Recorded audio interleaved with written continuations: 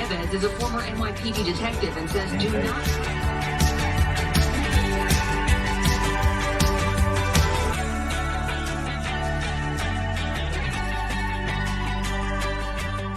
Our smiles give you a little bit of a breathe.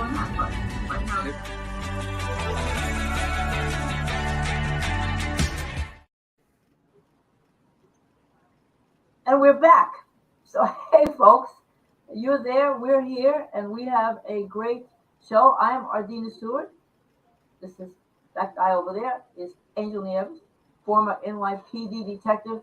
And, you know, I got to say that tonight is it's a special show, not only for you guys, but also for Angel, because Angel the guest is kind of Angel's counterpart in the UK.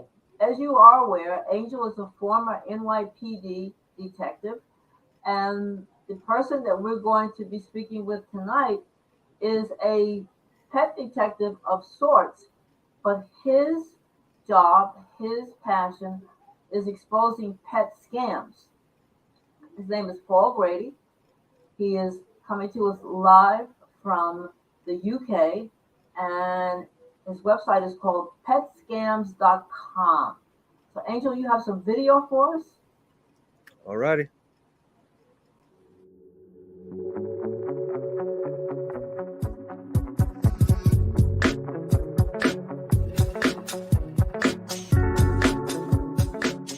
Internet puppy scams are way up right now.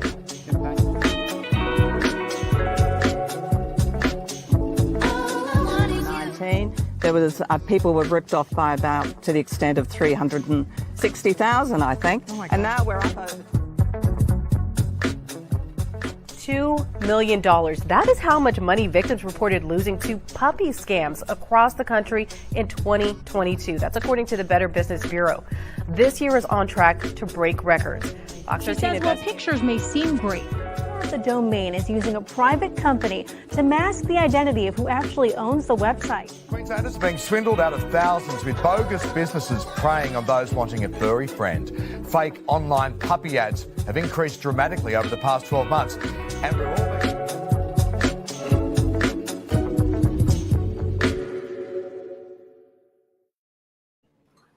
Well, there you have it, folks. And I got to use some bad words here. You know, this is the kind that really bleeps me off. You work hard, you earn your money, and you just want to buy a dog for very good reasons. And the next thing you know, you entrust your faith to somebody online who says they have your perfect dog, your perfect puppy. You send them your money. A few days later, they have the money. You don't have your dog. And this is multiplied thousands and thousands of times all over the world. And this is where Paul Brady comes in, because he is here to let you know about the scams, and he is here to tell you what you can do to protect yourself. And with that, Paul, tell us about petscams.com. Good evening. Well, the first thing is what you've described is actually the start of the scam. It is not by any means the end. Scammer won't stop after he's told you the pet. These scams have been around for a long time. They're a variation on what's called a non-delivery scam. And a non-delivery scam is simply where a criminal, I won't use the word scammer, that's a little bit, it isn't as blunt as it should be. They are criminals. They build websites, they offer goods for sale which are hard to buy. Now, you've probably heard about the scam selling Nike runners that are really hard to find. This is kind of the same thing, only they're doing it with puppies. And my background is I'm a fraud researcher. I did a lot of work on romance fraud, which is extremely taxing on me because I'm dealing with victims who have their life completely destroyed, and I have to convince them that their loved one is actually a criminal pretending to be their loved one. It's very messy. I had to stop it, and I thought, well, I want to do something. So I looked at a framework, which was non-delivery fraud. I looked at puppy scams, and I thought it's kind of like really easy to stop someone from being scammed in a puppy scam by simply saying, this is a scam. The framework of the scam works in 3 different parts. You have the hook, which is a photograph that they've stolen or videos they've stolen online of puppies, kittens, hedgehogs, parrots, arowana fish, any type of pet that someone will be interested in. They will steal photos of them. They'll build extremely professional looking websites. And you go on and you pay, normally at the moment it's Zelle. So paying by Zelle, they'll use mules in your country, and they will steal the cost of the pet off you by charging you with Zelle or maybe bank deposit, but they will always use mules. They used to use Western Union, but Western Union have really cracked down on that since they got fined several $100 million. So the Western Union is not a go-to for scammers now. Zelle is not very proactive in protecting consumers. So, and this is well known. There's actually court cases now where Zelle are being taken to court because they are not putting enough things in place to stop people from being scammed. So, in this scam, you're looking at a picture of a puppy, and you decide to buy that puppy, and you pay the initial price. It's always extremely low for a $5,000 puppy. They might be charging $800. That is only the first part of the scam. 90% of people that have been caught at that part will stop at that, and they will go, "I'm scammed. I'm not getting my puppy." Now they're asking for more money. One of the first things the scammer will ask you is, where are you based? If you're based in New York, they're based in California. If you're based in California, they're based in New York. That is because they want to ship the puppy to you. And they have a secondary website, which is the shipping website. The shipping website gives you that sense of, my puppy's coming to me. You know, this is not a scam. I know now the puppy's coming. And they do a bait and switch where now the scammer, the seller is not scamming you, but the shipping website is scamming you. They're now asking for air-conditioned boxes. They're asking for vaccine money. They're asking for multiple other fees. There's a list of them. The first one is air-conditioned, then that breaks, so they ask for another one. They ask for vaccines. They ask for COVID certificates, etc., etc. And they will carry on asking until you decide not paying me more money. Then it's the third part. They will charge you. They will have a police website or a police email address and email you saying that they're charging you with animal abandonment. They will really tug at your heartstrings. Now, at this stage, you have already fallen in love with a picture of a puppy, which you think is coming to you. And now you're being told the story of how this puppy is going to die at an airport because you're not going to pay the last $50, $100. They will keep going until you stop paying, and then they will threaten you with law enforcement or threaten to come around to your house. Threaten to come around to your house? Oh, it's very easy to threaten something online. They're in a different country, more often than not, but they can threaten you, and by doing that, you might get a bit more. So they will threaten you without a second thought. I think you've bitten off a bit more than you can chew there. This framework is used constantly over and over again, so much so that when I speak to someone, and they say, look, a load of stuff happened. I don't know how to figure it out. And I say, I'll tell you what happened. And you stop me when if I describe something that happened to you. And I will describe exactly what I did. Sometimes people will go the whole way through and say, that was exactly what happened. Are these scams centralized? Do they happen in one particular country? They originate from one particular country, or are they decentralized and they happen all over the world? They happen. The scams are perpetrated all over the world. So the victims are all over the world, mostly in the US and in Australia. There's a very good reason for that.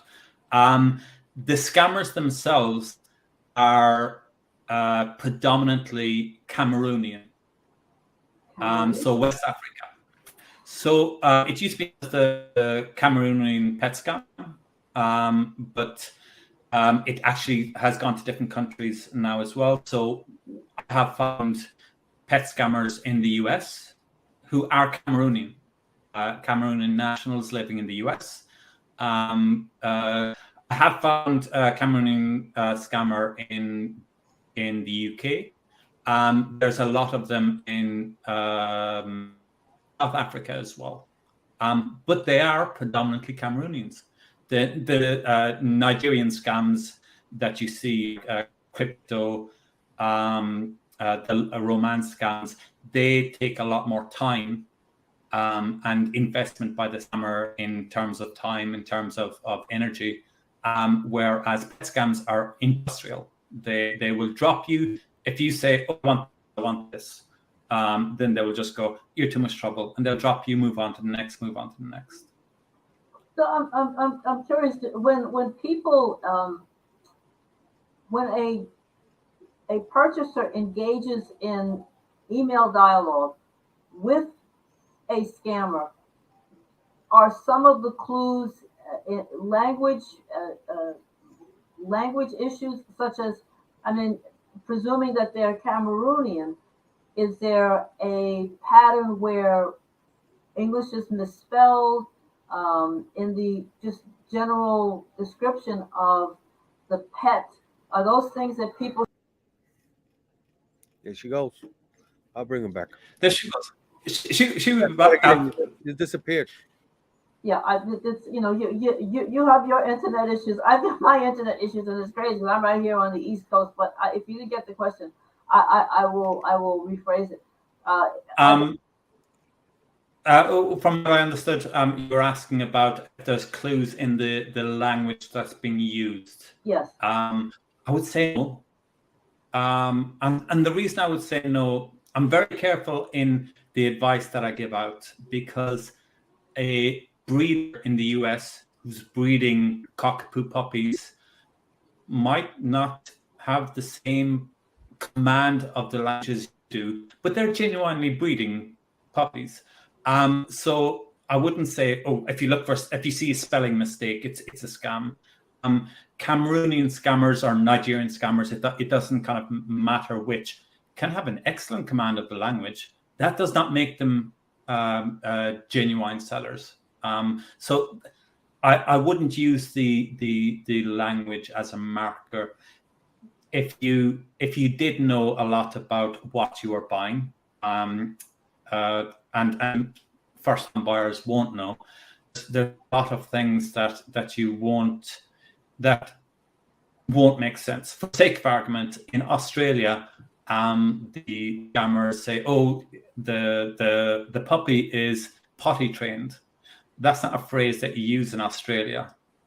So Australians can recognize by this. A lot of them will say, if they say potty trained, it's a scammer, because in Australia will never say that. But it's very hard to determine by language whether it's a scammer or not. What about the issue? Not an issue, but the rehoming fees on pets. You see rehoming fees all the time. Somebody will say, okay, I have a lovely pedigree Chihuahua that I can't keep because I'm allergic to it, and I will give it to you I will give it to you for a rehoming fee. And sometimes the rehoming fees are like $300-400, and you think, well, wait a second, what's wrong with this? Well, I'll have to say one thing, and I've had an example of it today where there is bad customer service. I don't touch those. I don't touch puppy mills. I don't agree with puppy mills at all, but I deal with criminals. I deal with people that are breaking the law and are doing this non-delivery fraud. Now, a really good way of catching people is to say, I have a puppy. He's free. He's all yours. You can take him, but you do need to pay for a little bit. So that's step one of the scam. You fall in love with the puppy. Step two is he now needs to be delivered to you. I'm only going to deliver with my special company, which I have created. I own the website. I will put a tracking number on there so you can see the puppy coming closer and closer. And I will also charge you for air-conditioned crate, for vaccines. So that's how they steal the money.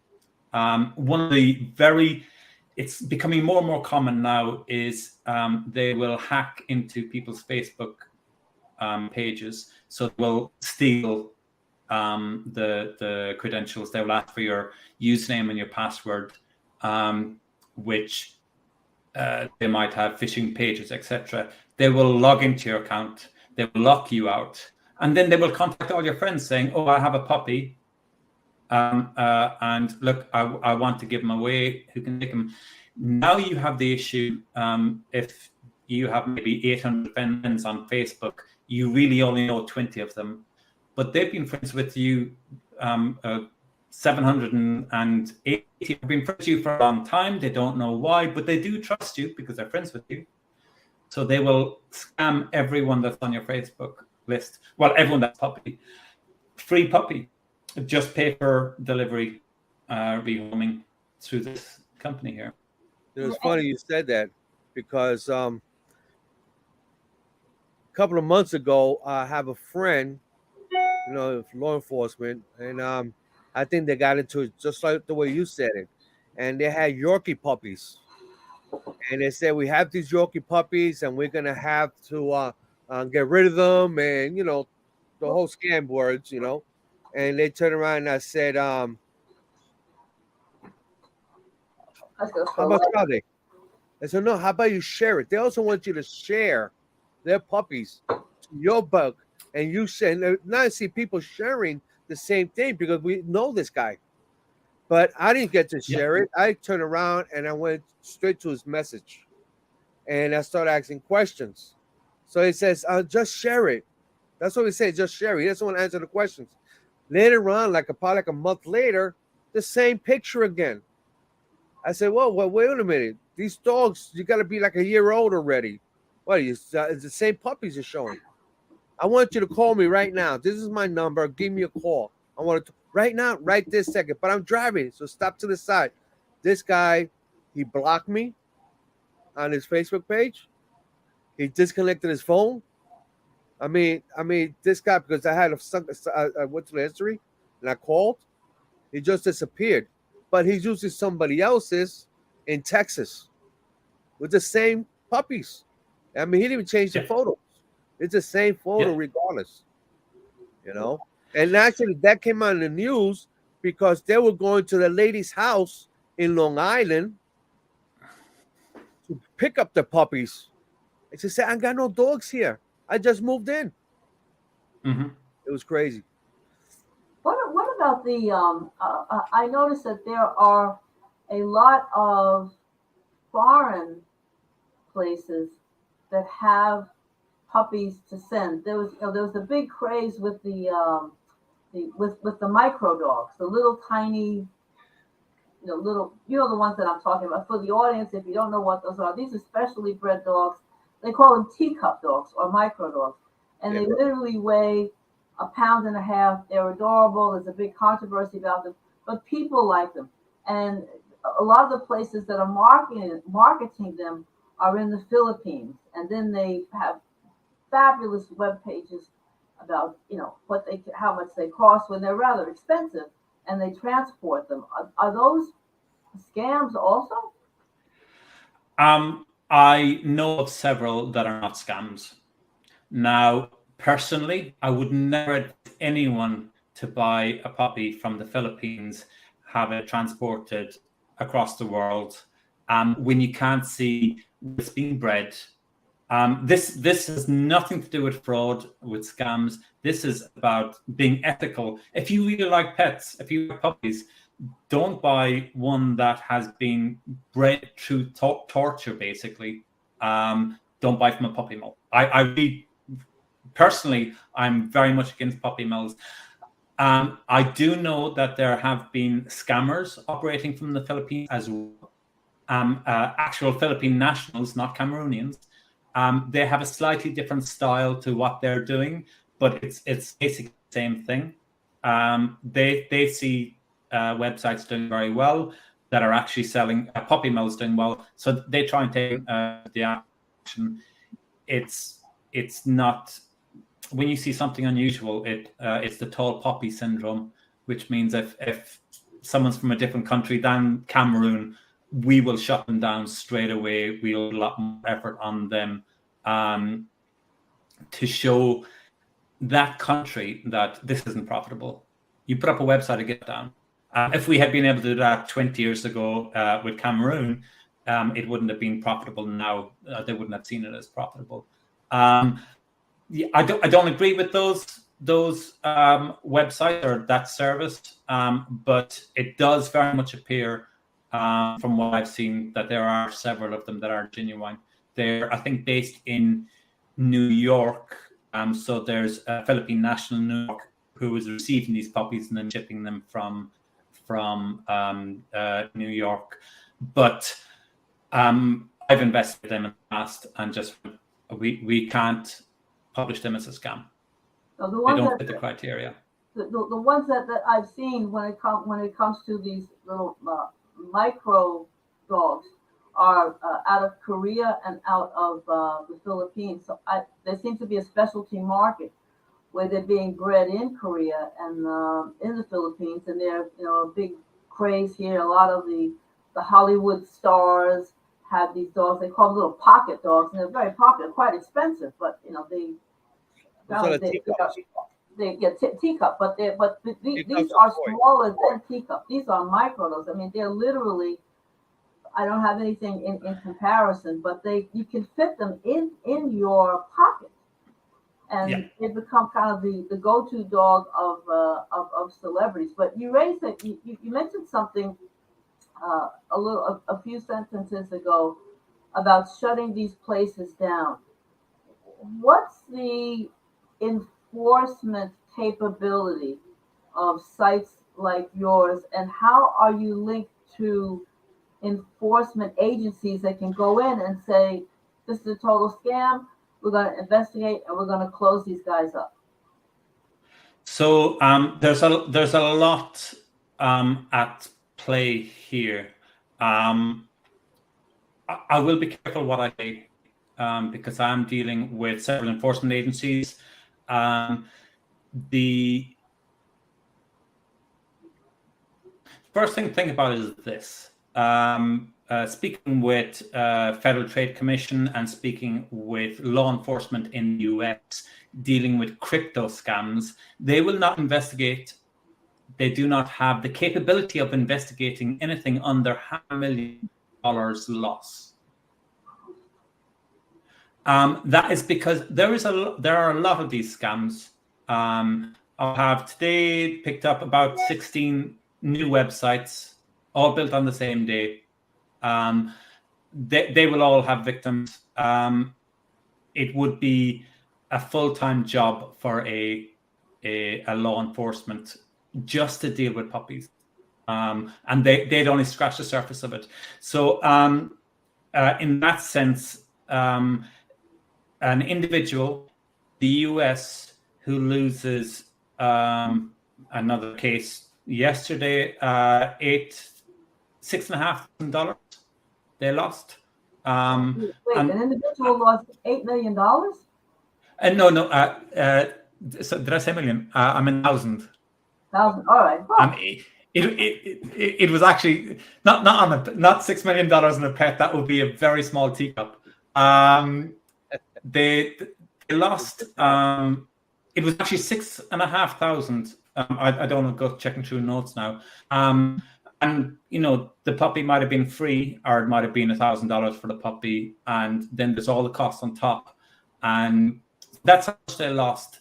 Now, when you compare that to the FBI not investigating anything under $500,000, because the possibility of an outcome, extradition from a war-torn country, to actually find the right person, and once you do find the right person, will they have the money in restitution?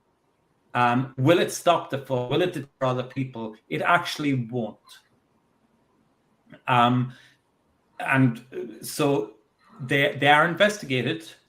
At one time, they were documented but not investigated because there wasn't it wasn't a large enough scam. Now it's much more of a well-known scam. So there's a lot, because it was publicized, there's a lot more money put into investigate. I've dealt with Google. So they this year, I think it was this year or maybe late last year, they work with law enforcement to extradite a scammer from Eastern Europe. He was Cameroonian, studying in Eastern Europe, and he was a pet scammer.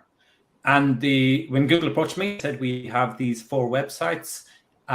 We want to find out more about the scammer behind them, because we had victims as well. And I came back, I said, there's another, I think 180 websites built by this scammer. And here are several hundred. Wait, let me get this statistic. So one person was responsible for 180 websites? There was 3 in his gang. They would build, and when I say they would build 3 or 4 websites per day, they would have their template. They would buy hosting and upload it. I regularly see scammers building 6 websites per day. So he got arrested, and when I was in the Google, I said, "What outcome do you want from this?" Because I wanted to hear a grown-up answer to it, as opposed to we want to catch the criminal, because that will not stop the crime, because there's someone straight away to stop and thing, and I can find you the identities of 10 scammers now who are in Cameroon or South Africa. I can give you that straight away. If you could arrest them, what good would it actually do in terms of protecting consumers? Exactly, and that leads to my next question. Okay, so you grab these guys, not you personally, but the law enforcement agencies grab these guys. They have an ID. What's to stop them from just getting a slap on the wrist and fading into the ether? Well, a slap on the wrist might be years in prison. It might be 3 years in prison. But that doesn't matter. If that scammer just ceased to exist, there are 100 more. So it doesn't, for a consumer who's looking for a puppy, they're looking for a French bulldog. If you look on Google ads, so the scammers will pay for advertising. So when you search for, which I do every day, about 4 times per day, in about 10 different locations, I can't remember, I search on Google, and I find all the scammers ads, and that's one of the ways that I find new scammers websites. So they advertise on there. If you're not seeing one scammer, you're seeing the other. So the only way to stop this scam is by doing it through podcasts, through media. Everyone knows about the Nigerian scam, the 419 scam. Someone has $1 million, $10 million in Nigeria. They just need $1,000 to get it back to their country. You know that scam. Get that email, you're going to go, I have seen it so many times. I've seen it on the news. I've seen people being scammed by it. We have been warned so many times. I'm not going to fall for that. Once you pay the very first money, the very first transaction that you pay, you are now involved in the scam because you have paid money. You're more invested in it. You're more invested to pay more money and more money and more money. That's how $500 can turn into $6,500. And all it takes in this scam is for someone to say, that's a scam. And then you just go, I knew it. I knew it. I was stupid. I shouldn't have done it. You're not the human nature to follow bad after bad. You know, to hopefully, it's you hope. And especially when you have something like the Hook, which is a beautiful puppy, you really hope, and that hope supersedes your suspicions. Your emotions. We're getting your emotions. But let me ask you one thing. What happens? Okay, now that we already know about the scamming part. Okay, this is not real, but I've been scammed. I got scammed. Where do I go, or should I go? Because I feel stupid. But that's what people do. They feel stupid that they got scammed. They don't want. They're embarrassed to report it, and if they do report it, they go to the local agency and they say we can't do nothing because that's another country. It's not our jurisdiction. So where can they go? You have to report it. You absolutely have to. Maybe not for yourself. Maybe you'll not gain anything out of it except for the satisfaction that you have at least reported it is now known. Maybe you get some of your money back. Definitely not soon, but maybe eventually. Let me to you this way. When you report it, first of all, report to the Federal Trade Commission. Ask for a receipt of the report back.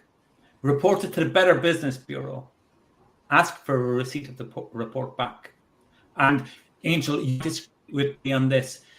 Only then report it to the police. The law enforcement in your local area, report it to them.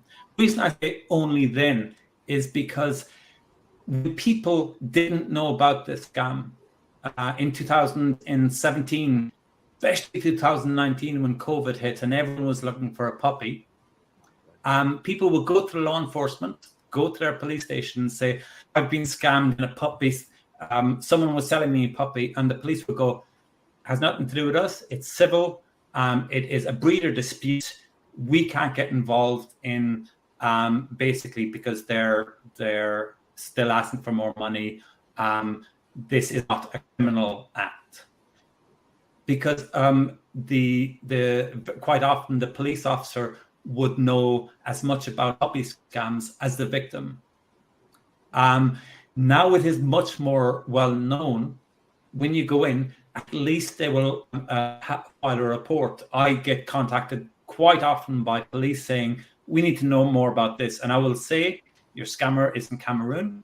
I do IP checks on them. So I will be a victim and I will get them to click on a link where I can see their IP. They're in Cameroon. And my goal there is sort of the police officer knows what's happening. They know how the works. It's devoid of emotion, which the victim will quite often say, you know, now my puppy is in the airport and he's dying because no one's feeding him and I need to pay for food. So it's giving a clinical description to the police officer. 2 years later, it is possible that the scammer will be arrested in the US or extradited to the US. There is a possibility. If there is any money coming back from the scammer, then you will get some of that money. Now, it won't be the amount that you lost, but at least there will be some satisfaction in knowing that justice was done. When Western Union got sued for, I think, 700 million and 600 million in two cases, I contacted thousands of people that I had been dealing with. And I said, if you have money in Western Union, keep all, hopefully you kept all the records. This is the link that you go to try and get some of that money back. If they didn't report it to anyone, then they couldn't get any money back. Right. So I have the report. Now, that's from the selfish side.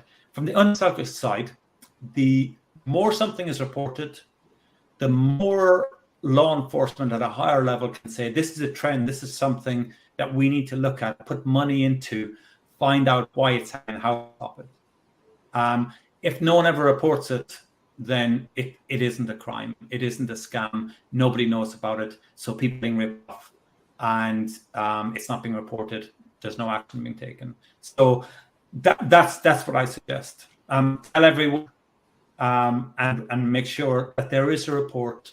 So if there are any actions taken afterwards, you will get something out of it, and law enforcement will investigate it more. And that is bringing us towards the end of our show, but I'm going to go out on a limb here. Angel, don't kill me. But, you know, Paul, you have so much information. I would like to turn this into a two-parter.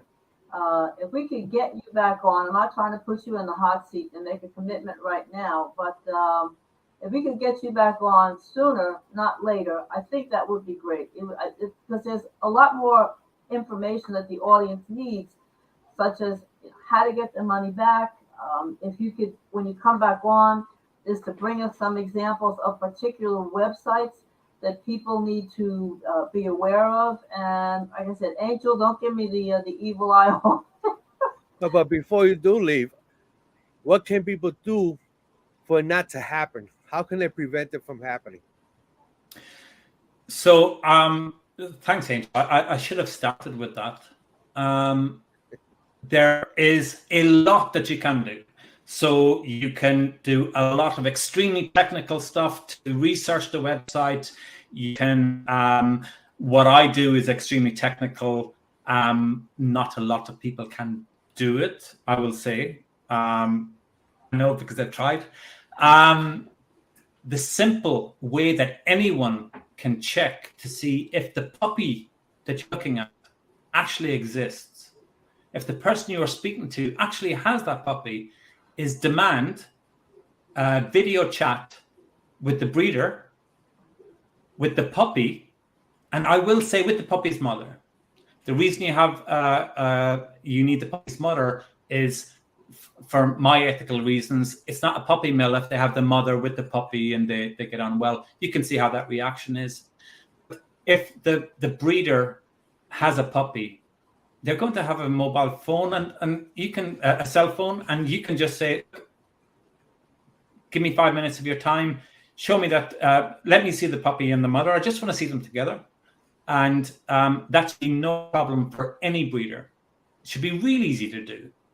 It is impossible currently for a scammer to do that because they don't have the puppy.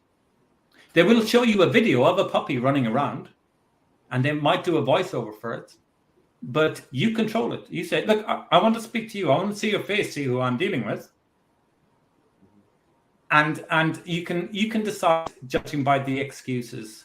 My phone's broken. I'm deaf. I'm dumb. I can't speak. I will do it as soon as you paid X amount of money. There's a million excuses, but there's no reason that they can't do a video chat. So thank you, Angel. I was forgetting that. That's the best way for anybody to see if they're dealing with a scammer or not. Well, we're going to hear more when you come back on for part 2. And I'm going to give the last word to that guy over there, Angel Nieves. Over there. Yes, Paul. Thank you. Thanks a lot. Very informative. I've seen a lot of scams before when I was a cop. And now it's getting more technology, more sophisticated. I mean, it's like these people, this is their work. This is what they do, scamming people. And people, please do not be afraid. If you've been scammed, you're not dumb. It's not your fault. These people are professional scammers that they know how to touch the tone of you and get your emotions to get you involved to take your money. That is their job. So just record it, go to the police department, the trade commissioner, BBB, do all that. And listen to me. If you get a dog or you get a pet, there's a lot of shelters out there. Get a pet there. Go in person. Don't try to get it by computer. But you have to get involved with your family with this animal. And if you do it on a computer, you don't know what you're getting. So please, and also spay neuter your pets. And do you know where your pets are?